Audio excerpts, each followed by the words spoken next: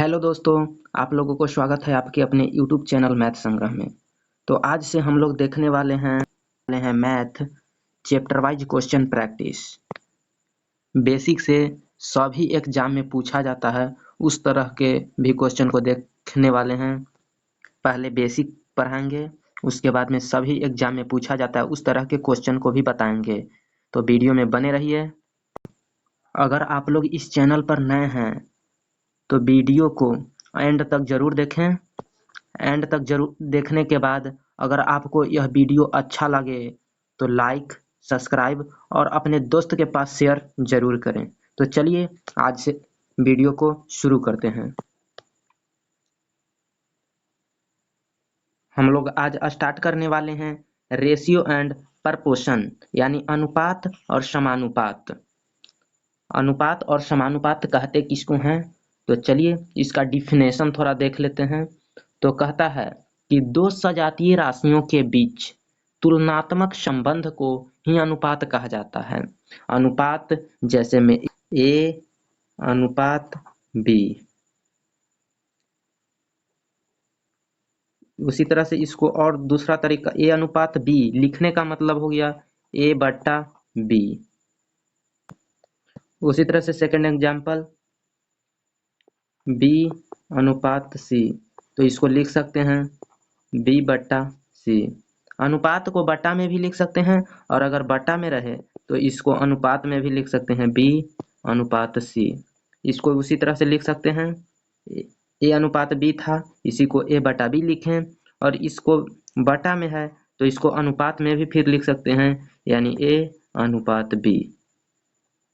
जैसे में ए और बी दो व्यक्ति है, ए का आयु 5 वर्ष है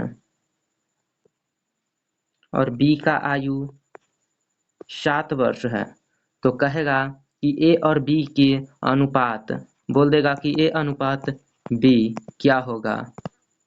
तो यहाँ पर ए बटा बी कर देंगे इज इक्वल टू 5 है आई बटा 7, ए बटा बी तो 5 बटा 7।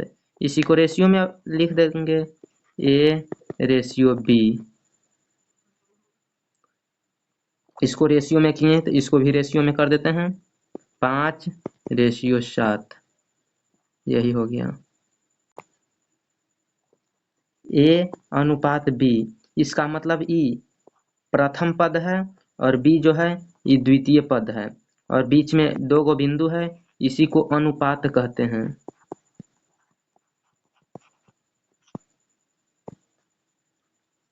जैसे में देखते हैं 3 ए अनुपात बी, इसका मतलब ई प्रथम पद है और बी जो है ये द्वितीय पद है और बीच में दो गो बिंदु है, इसी को अनुपात कहते हैं।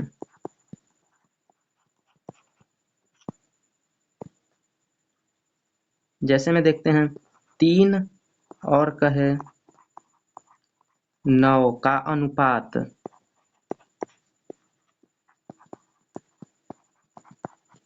3 और 9 का अनुपात पूछे तो सीधे करना है 3 बटा 9, काट देना है, 1 हो जाएगा 3 हो जाएगा, 3 से काट दिए तो इसी को लिख सकते हैं 1 अनुपात 3, यही हो जाएगा। 3 और 9 को अनुपात में दे दिया है 12 और कह दिया है 18, ये दोनों का रेशियो पूछ दिया है, यानी दोनों का अनुपात। तो क्या करेंगे, सबसे पहले 12 लिखेंगे बटा में 18, ये दोनों को काट देंगे तो 6 से कटेगा, 2 बार में 12 3 बार में 18, यानी इसी को रेशियो में लिखना हो तो लिख सकते हैं 2 रेशियो 3, यही हो जाएगा रेशियो में, यानी अनुपात में 2 अनुपात 3। मान लेते हैं कि दो गो व्यक्ति है, उसके पास 2 अनुपात 3 के अनुपात में पैसा बांटना है। तो अनुपात का मतलब ये नहीं होता है कि एगो के दे देंगे 2 रुपया एगो के 3 रुपया, ये अनुपात में है, ये अनुपात छोटा वैल्यू होता है। इसी को अगर रियल वैल्यू निकालना है तो इसका मतलब इसमें 2 से गुना कर देंगे तो 4 भी हो सकता है और इसमें भी 2 से गुना कर देंगे तो 3 दूना 6 भी हो सकता है, या फिर इसमें 3 से गुना कर देंगे तो 6 भी हो सकता है और 3 से गुना कर देंगे तो 9 भी हो सकता है। रियल वैल्यू कुछ भी हो सकता है, अनुपात उसका छोटा रूप होता है। अब हम लोग प्रपोर्शन को देखने वाले हैं, यानी इसका मतलब समानुपात होता है। इसका डिफिनेशन जान लेते हैं। तो डिफिनेशन कहता है कि जब दो अनुपात आपस में बराबर जब होता है तो उसी को समानुपात कहते हैं। जैसे में हो जाएगा A अनुपात B, समानुपात 4 गो बिंदु रहेगा उसको समानुपात कहते हैं। C अनुपात D इसी तरह से रहेगा। समानुपात, समानुपात के बराबर भी दे सकते हैं। समानुपात अगर है इसके जगह पर हम लोग बराबर का यूज करते हैं। तो यहाँ पर A अनुपात B है तो इसको लिखेंगे A बटा B। समानुपात है तो समानुपात के जगह पर बराबर। C अनुपात D तो C बटा D हो जाएगा। इसी तरह से दूसरा एग्जाम्पल देखते हैं। C अनुपात D समानुपात E अनुपात F, तो इसको लिखेंगे C बटा D बराबर E बटा F। अगर यहाँ पर वैल्यू रहे तो इसी को सोल्व कर सकते हैं, क्रॉस मल्टीप्लिकेशन कर देंगे। तो A में D से तो A गुना D इसी को लिखेंगे और बीच में बराबर देंगे। उसके बाद में B गुना C लिखेंगे और दोनों तरफ गुना करके कोई डिजिट रहेगा तो गुना करके आंसर ला देंगे। उसी तरह से इसको क्रॉस मल्टीप्लिकेशन करेंगे तो हो जाएगा C गुना F बराबर यहाँ D गुना E, इसी तरह से हो जाएगा। तो चलिए अब क्वेश्चन पर चलते हैं। मान लीजिए कि यहाँ पर A अनुपात B दिया हुआ है। A अनुपात B बराबर दिया हुआ है 2 अनुपात 3। उसके बाद में दूसरा दिया हुआ है B अनुपात C, ये दिया हुआ है 5 अनुपात 7। तब कह रहा है, तब पूछ रहा है कि A अनुपात B अनुपात C क्या होगा। तो ऐसा क्वेश्चन रहे तो सबसे पहले लिख लेते हैं। यहाँ पर 2 अनुपात 3 लिख लेना है। उसके बाद में B अनुपात C है तो यहाँ पर 5 लिखना है अनुपात यहाँ 7, और इसको इसके साथ गुना कर देना है। तो 7 में 3 से गुना करेंगे तो 21 आ जाएगा। फिर अनुपात देंगे, ये फिर 3 को ये 5 के साथ गुना करेंगे तो 5 दिया 15 हो जाएगा। फिर अनुपात देंगे, फिर 2 को इस 5 के साथ गुना करेंगे तो 5 दूना 10 हो जाएगा।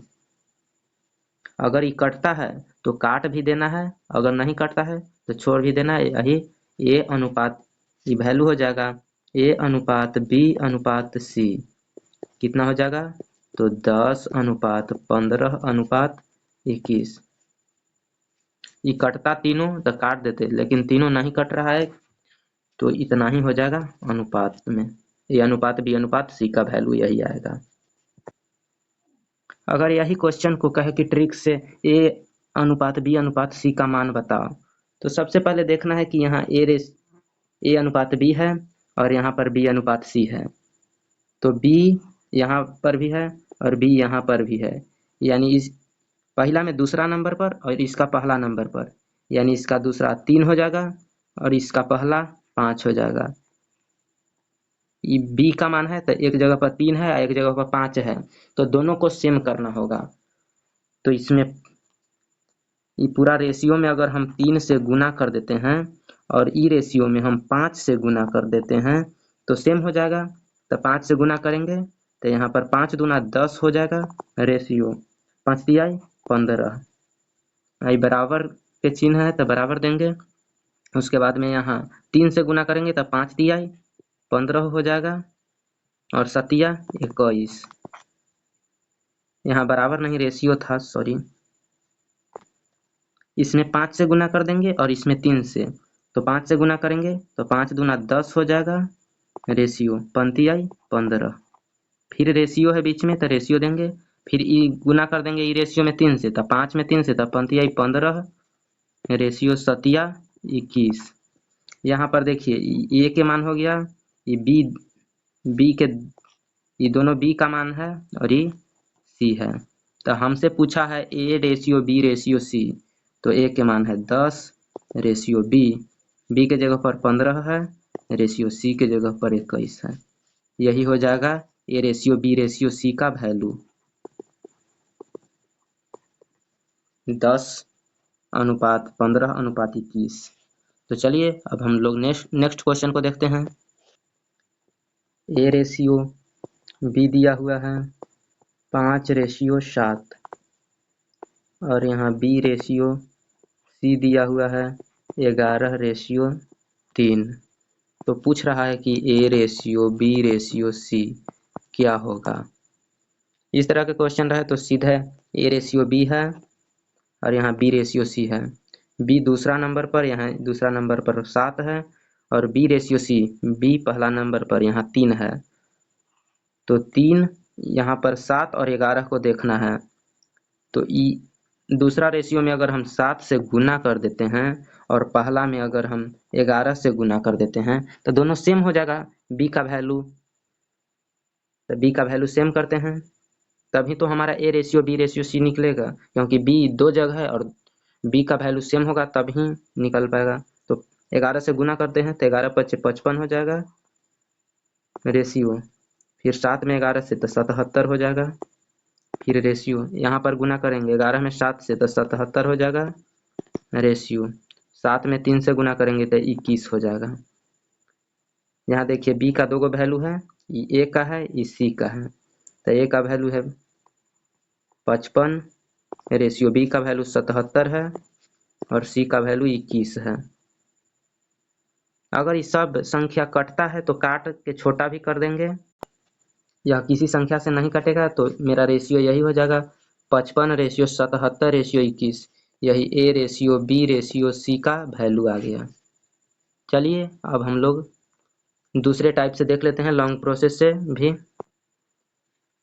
यहाँ पर हम बताए थे फर्स्ट क्वेश्चन में कि 5:7 है तो इसको लिख लेते हैं। उसके बाद में दूसरा है 11:3, इसको लिख लेते हैं।